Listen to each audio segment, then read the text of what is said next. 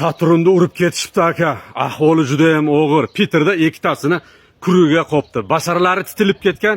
Hozir operatsiya qilayotgan ekan deb ko'pchiliklar lichkamga yozib mana shu videoni taylagan.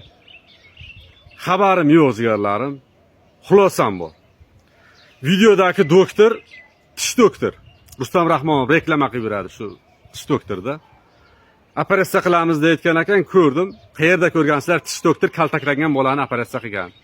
Bu yerda bir hype PR bo'layapti. Reklama uchun. Uning uchun siqilib, neri chitqib yotmanglar. Bu meni shaxsan fikrim, yana ham o'zlaring fikrlaringni yozib qoldirasizlar. PRmi, hype'mi yoki rostdanmi?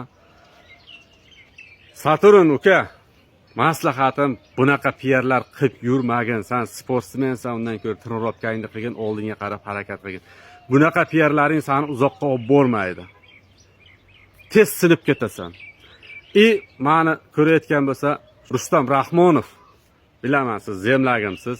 Vaqtida sizni videolaringizni ko'rganman, hurmat qilaman.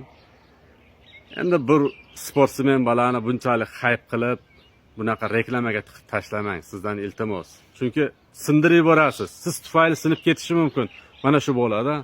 Ertaga xalq ko'ziga yomon ko'rinib qolasiz. O'zingizga yarasha obro'yingiz bor. Jigarlarim, videoga like, podpiska, repost, kommentariya bo'lsinglar.